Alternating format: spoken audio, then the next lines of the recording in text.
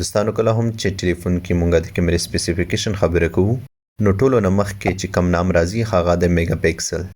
چې په دې موبایل کې 8 میګا پکسل کیمره ده په دې موبایل کې 12 کیمره ده او چې کله د کم ملګری سره خبرې کوو نو ورته وایي چې زما موبایل کې 12 میګا پکسل کیمره ده او ستا موبایل کې 100 میګا پکسل کیمره ده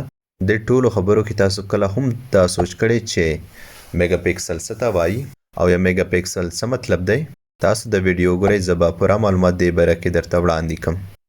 السلام علیکم زم احمد او تاسو ګورئ سمارټ افغانستان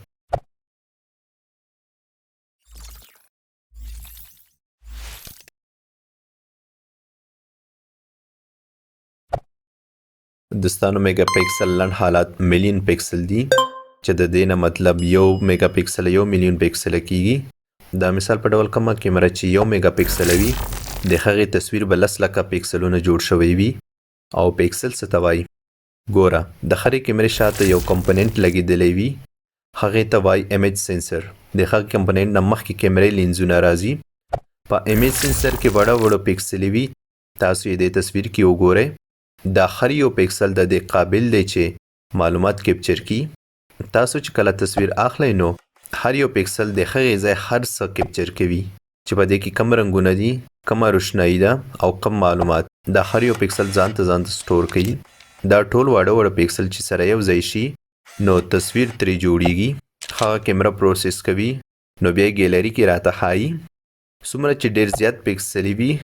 نو تر هغومره به تصویر کوالټي صفه وي کله هم چې د زیاتو پکسلو والا تصویر زوم کوئ نو کوالټي به یې صفه ښکاري نو دا د پکسل خبره وشوه اوس د میګا پکسل خبره کوو کله هم چې 1 میګا پکسل ریزولوشن نب کوو نو داسې 1252 پکسله وي او بیا داسې 866 پکسله وي نو دا چې سره ضرب کو تقریبا 10 لکه ټوټل پکسلې ترې جوړیږي او که بیا د 2 میګا پکسل ریزولوشن نب کوو نو داسې 1400 پکسله داسې طریقې سره وي او 1200 پکسله بیا داسې طریقې سره وي دا چې کله سره ضرب کو بیا ټوټل 16 لکه پکسله ترې جوړیږي کم چې 2 میګا پکسله کیږي نو څنګه چې پکسل زیاتوو نو سنسر کې پکسل هم زیاتیږي او که بیا د 8 میګا پکسل خبره وکړو نو په هغه کې داسې 3266 او بیا داسې 2448 نو کله چې بیا دا سره ضرب کړی شي تقریبا 8 لکه پوره پکسلې ترې جوړیږي یا 8 میلیونه پکسلې ترې جوړیږي نو دوستانو دا هم تاسو ډېر په اسانۍ سره پرې پوه شوئ چې څنګه پکسل زیاتیږي هغه د پکسلو شمیره هم ورسره زیاتیږي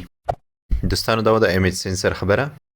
اوس به راشو د DSLR او موبایل امیج سینسر مقایسه کولو ته د DSLR سینسر غټ وي او د موبایل وړوکی وي او اوس که په دې کې یو شانتي نمبر پکسل وي مثال چې په دې کې هم 12 میګا پکسل امیج سینسر دی او دې کې هم 12 میګا پکسل دی نو د DSLR پکسل لوی وي د موبایل فون والا وړوکی وي نو په داسې حالاتو کې که دا تصویر واخیستی شي نو د DSLR د عکس کوالټي به ښه وي د موبایل امیج سینسر په نسبت او اوس په د موبایل ټلیفون کیمرې خبره وکړو ګورئ دا خو وایو 12 میګا پکسل والا موبایل دی خو کوالټي ډېره ښه ده ولې چې دوی کوم امیج سینسر استعمال کړی هغه د غټو پکسلو والا دی نو دوستانو امید لرم چې تاسو دا ویډیو لیدلو سره په دې پوه شوي وئ چې میګا پکسل مطلب څه دی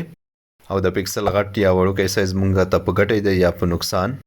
او زه پوره امید لرم چې تاسو هم کله نوې سمارټ فون اخلئ نو ضرور به دې خبرې ته ګورئ نو دا ویډیو په همدې ځای بس کیږي که مو خوښه شوه نو لایک یې ضرور کړئ او خپلو دوستانو سره هم شیر کړئ